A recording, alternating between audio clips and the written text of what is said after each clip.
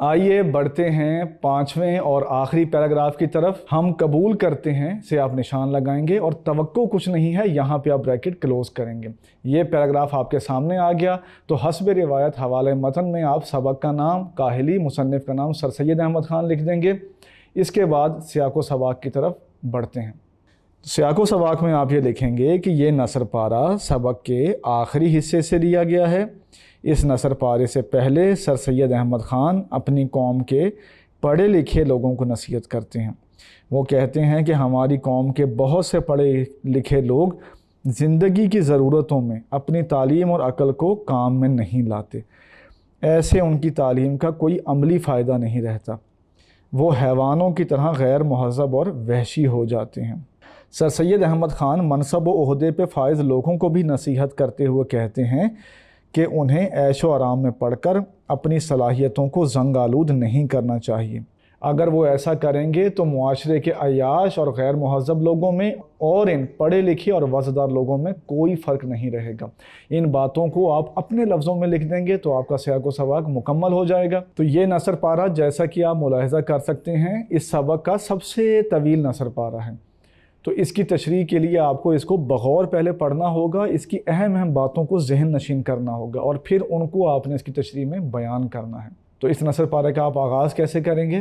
آپ لکھیں گے کہ اس نثر پارے میں سر سید احمد خان اس وقت کے ہندوستان کی سماجی اور تعلیمی صورتحال کا تجزیہ کرتے ہیں۔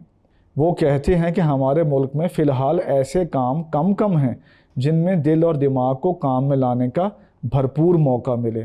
اس کے برعکس یورپی ممالک خصوصاً انگلستان کی مثال دیتے ہیں کہ وہ ہندوستانیوں سے سائنس میں اور ٹیکنالوجی میں بہت آگے ہیں، اور وہ اس کی وجہ یہ بیان کرتے ہیں کہ وہ جستجو اور کوشش سے کام لیتے ہیں۔ ساتھ ہی وہ اس بات کا احساس دلاتے ہیں کہ اگر انگریز بھی یا یورپی ممالک بھی کوشش اور جستجو چھوڑ دیں، اپنی دل کی طاقتوں کو کام میں نہ لائیں، تو وہ بھی ترقی کی دوڑ میں، تہذیب کی دوڑ میں پیچھے رہ جائیں گے۔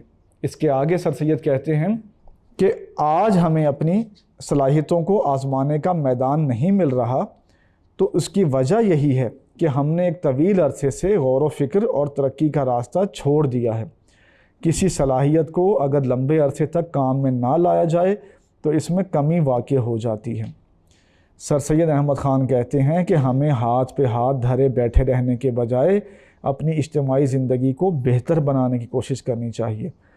اگر ہمارے سسٹم میں کہیں کوئی کمی کوتاہی ہے تو اس کو دور کرنے کی کوشش کرنا ہمارا قومی فریضہ ہے۔ سر سید کے مطابق اگر ہر شخص اپنے حصے کا کردار ادا کرے گا، اپنے حصے کو بہتر بنانے کی کوشش کرے گا، اپنی انفرادی زندگی کو سنوارے گا، تو آہستہ آہستہ اس قوم کی حالت بھی سنور جائے گی۔ اس نثر پارے کی تشریح کا اختتام آپ اقبال کے اس شعر پہ کر سکتے ہیں: نہ سمجھو گے تو مٹ جاؤ گے اے ہندوستان والو، نہ سمجھو گے تو مٹ جاؤ گے اے ہندوستان والو، تمہاری داستان تک بھی نہ ہوگی داستانوں میں۔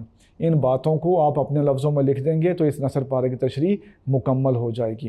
ہم نے آپ کے سامنے اس سبق کے تمام نثر پاروں کی تشریح پیش کی۔ امید ہے آپ کو اس سے کچھ سیکھنے کا موقع ملا ہوگا۔ اس سے اگلی ویڈیو میں ہم ایکسرسائز کے سوالوں کا حل پیش کریں گے۔